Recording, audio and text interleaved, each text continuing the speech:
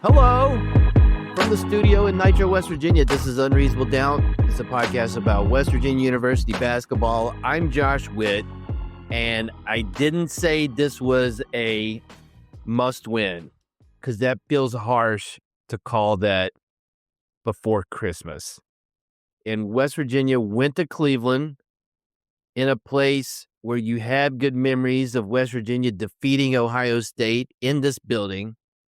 And you hold Ohio State to under 70 in regulation, and you hold them to a poor three-point shooting night, and you're up 10 at the half, and you're up 16. I've got it 14, but the ESPN broadcast says 16-point lead at one point in the second half, and that's a recipe for victory.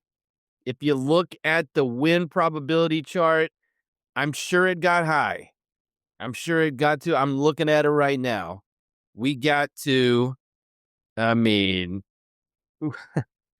highest it got was in double overtime, where Honor Huff hit a ridiculous corner shot to take the lead.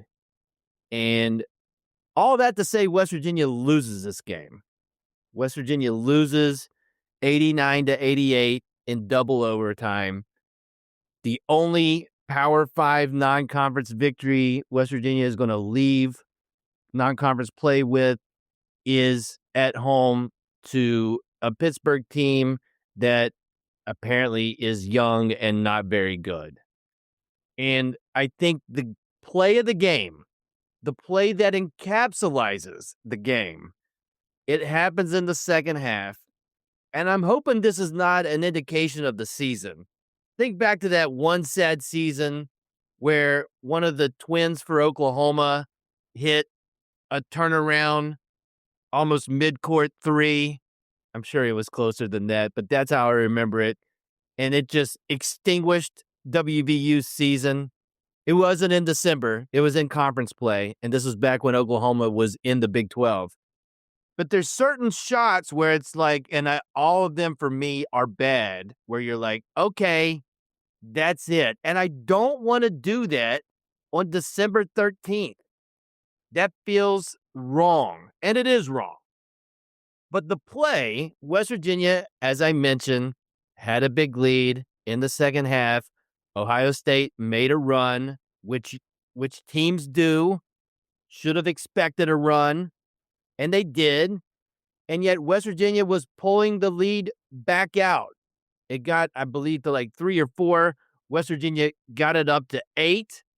This is about 7 minutes left, and Ohio State brings the ball down the court, and the first pass to the left side, Brennan Lauriat, who had a fantastic game, jumped the pass, got his hand on it, deflected it.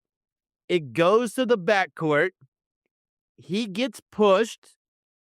Ohio State gets the ball.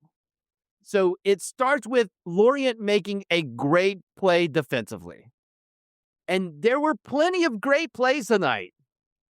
Chance Moore getting to the foul line. Jasper Floyd making some threes. Brendan Lauriat not missing a shot from the field. Honor Huff and everything that he did in the second half and in the 2 overtimes. So many good things, including this Lauriat deflection, that I don't want to put the percentage on it, and you don't either. But most times, that ends with Lauriat with possession of the ball, with one defender, and dunking the ball, or at worst, getting fouled. He gets pushed. Did the refs call it? No. Did they call Jackson Fields for a goaltend and a foul when arguably neither thing happened? Who's to say? But Lauriat doesn't end up with the ball. Ohio State gets it, throws it to Thornton, who's wide open for a 3, swish. Instead of a 10-point lead, it's a 5-point lead. And that is the game in a nutshell. A close game. You Thornton was nuclear in his last game. You hold that man to 2 points, I believe, in the first half. And you can't leave Columbus with a win. It's brutal. It's brutal. And Ross Hodge took some blame after the game, and probably rightly so, especially 3 point some seconds left. I am not a coach.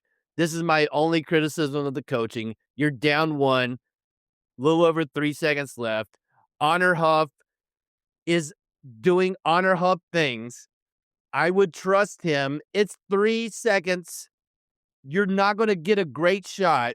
But if you get Honor Huff the ball, even if it's like behind the opponent's foul line, he's got 3 point some seconds to get as close as he can and take a shot.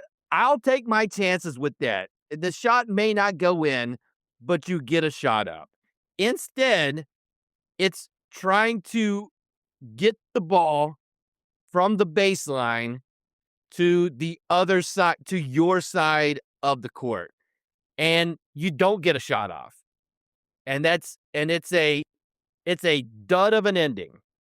And so I would want a shot to be shot. I Even if it's a long shot, I want a shot. And West Virginia did not get a shot off in double overtime, down one. I mean, hey, Cleveland, mark your baselines and out of bounds lines better. I want to blame the players, but West Virginia had 15 turnovers and had more than Ohio State, which is not a recipe for success. But how many times did a West Virginia player and Ohio State player step on a baseline or a sideline? It happened with frequency, more than usual. So either it just randomly happened on a Saturday night in Cleveland, or Cleveland, you need to mark your lines better. You house a professional basketball team. Does that happen with the Cavaliers? I'm guessing yes, based on tonight. Change it. Paint the lines black instead of white. That's definitely more distinct than wood color, but obviously not enough. And especially not for West Virginia Mountaineers, who had that happen every time it's inopportune. I mean, Ross Hodge shortened the bench. Essentially, he had his 8-man rotation tonight. DJ Thomas made a quick appearance. Saw very little of Amir Jenkins in the last 20 minutes of gameplay. He went with 8, and very little of Trayson Eaglestaff, who made a corner 3 and missed everything else. And in every game except the Xavier game, which West Virginia had close, but never, that was a rough one. And Eaglestaff was able to score in that game. The other games against Power 5 opponents, this is how this went. This is how this has went for Trayson Eaglestaff. And so he's sitting. And so you had a rotation of 8. So Hodge is most likely down to his 8 guys, which is Jasper Floyd, Honor Huff, Trayson Eaglestaff, Brennan Lorient, Harlan Obioha, Jackson Fields, Chance Moore, and Amir Jenkins. That's your 8. And I don't think that's a bad 8. More minutes for Fields, less minutes for Obioha. This team, after 12 games, not just Obioha, but the issues this team has finishing around the rim with contact, it's definitely a thing. I don't know if that's going to get better, but how many times do you have in your head that West Virginia had a shot close and missed it? It happened enough. It happened enough, especially the last play in the end of overtime where you have the ball tied and Honor Huff, who was fantastic, did not get the ball near making the shot at the end. The holidays are almost here, and if you still have names on your list, don't panic. Uncommon Goods makes holiday shopping stress-free and joyful with thousands of one-of-a-kind gifts you can't find anywhere else. I'm looking at my computer at Uncommon Goods. You type in West Virginia University. They got cool stuff, WVU themed. I've got the can-shaped glasses. They're my favorite glasses to drink out of.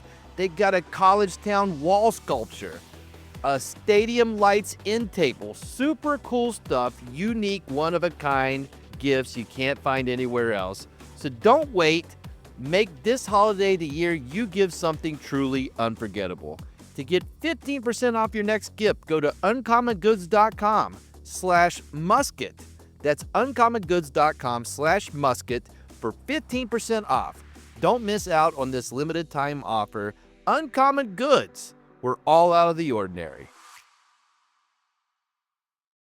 It's rough. And so you look at an 8-4 record.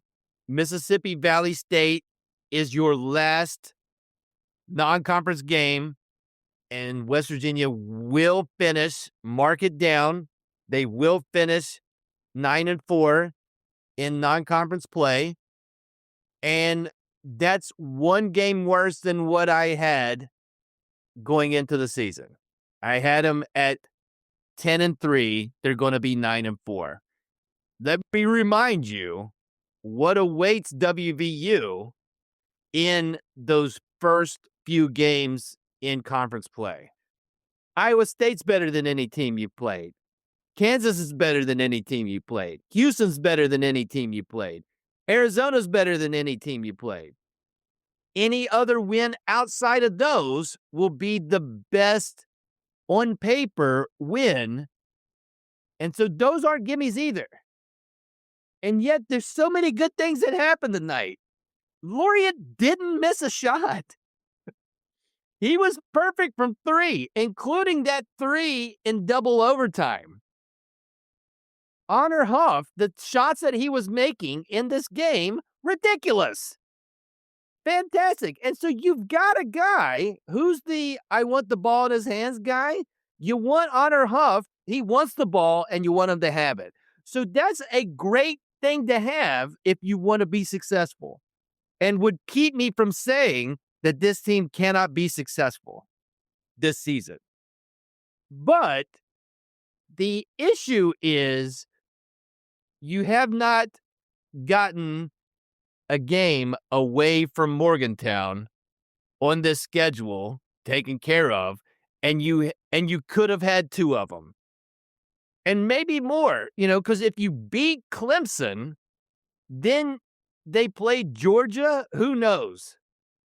But you're so close to finishing the non-conference schedule 11-2, and you're not going to. You're going to finish 9-4. And that's rough.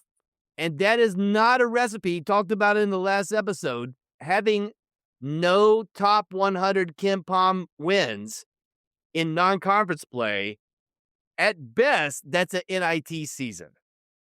So then you've got to show and prove in a Big 12 schedule that has Iowa State, Kansas, Houston, Arizona, Baylor, Texas Tech, BYU, and then the other teams that aren't slouches.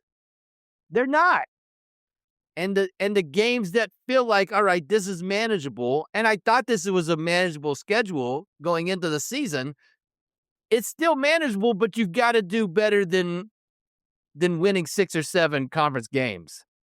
You've got to win 9 or 10, and then the math is how do you get the 9 or 10 wins with this team? It's rough. That was I took Tums, I took Tylenol, I took Dramamine. So I thought that shot was going in from Ohio State at the end of regulation. I saw a white light flash. I saw in the Smoking Musket Discord, shades of Buddy Hield. I mean, you lose of your 4 non-conference losses, 2 you gave away. On the flip side, I guess Xavier had it in the bag in the second half. West Virginia wasn't. That's the farthest away West Virginia was from a victory. So they haven't got the blowout that I have a suspecting feeling that is going to happen. Oh, to be that anxious about a team that's already lost 3 non-conference games leads me to believe that that wasn't a must-win game. But I've been I don't know, man. It stinks. It really stinks to not leave Cleveland with the win. Unreasonable Doubt is under the Smoking Musket umbrella. Go to smokingmusket.com. Read posts about WVU sports, daily throwdown. Check that out. Go to the Discord. We're talking about WVU sports and other stuff on the Smoking Musket Discord. Link for that is in the show notes. Listen to West by Pod, the WVU football podcast under the Smoking Musket umbrella. Do all that stuff. Smoking Musket.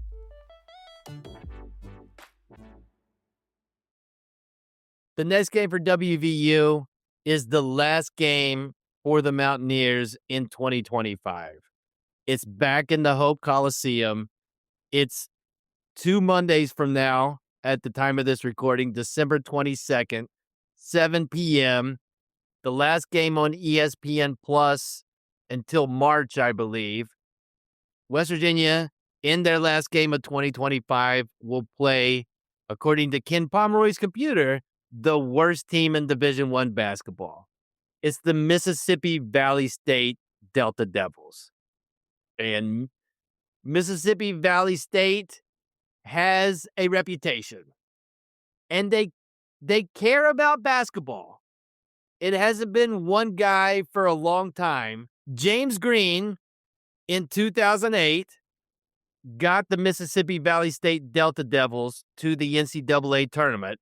And Mississippi Valley State is so bad at basketball that if a guy gets Mississippi Valley State to the NCAA tournament, he gets a new job at somewhere that cares a little bit more about basketball. So that's what happened in 2008. And then the next guy, Sean Woods, he was at Mississippi Valley State for 4 seasons, had the last Mississippi Valley State Delta Devils team to have a winning record. That was 13 years ago in the 2011-2012 season. He was 21-13, and he immediately left for Morehead State. So then, since then, Chico Potts, 2 bad seasons, he's gone. Andre Payne, 5 seasons, never won more than 8 games. He's gone. Lindsey Hunter, former NBA star, he had 3 seasons at it. He won 8 games total. And now it's George Ivory. And George Ivory has went 5-27, 1-30, 3-28. And currently his Delta Devils are 1-9. Their win, and this is factual, a 97-61 blowout against fellow Mississippi school, the Mississippi University for Women. I repeat, the Delta Devils' one win was against the Mississippi University for Women, who has a guys basketball team, which is an upset. They did not play women, and that's fine if they did. They played guys who go to school at the Mississippi University for Women. They did have a double overtime game. So shout out to the Delta Devils for being close. So both West Virginia and Mississippi Valley State have played a double overtime game. Both teams lost their double overtime game. Mississippi Valley State lost to Utah Tech. They only lost by 7 to Manhattan. So there's a couple of close losses in there. There's also a 32-point loss at Hawaii. They gave up 108 to Murray State, 106 to UAB, 120 to Bucky Ball at Texas A&M, 108 recently to Kansas State. They shoot free throws well, and they don't get their shot blocked very often. Outside of that, it's a bunch of red. They are, according to Ken Pomeroy's computer, the worst team offensively and the next to worst team in Division I in defense. So break out the buy game quiz, win by a lot, don't have guys play a ton of minutes, and nobody get injured. Can West Virginia achieve all three against the worst team in Division I basketball? I think they will. I don't think we have to find out. We'll find out in that we have to wait till it happens, but that is going to happen. It is a certainty. That's it for this episode of Unreasonable Doubt. Listen to all the platforms or just pick one: Apple Podcasts, Spotify Podcasts, Overcast Podcasts, Pocket Cast Podcasts, YouTube. Until next time, I'm Josh with WVU for the 2025-2026 season. They have 8 wins and they have 4 losses.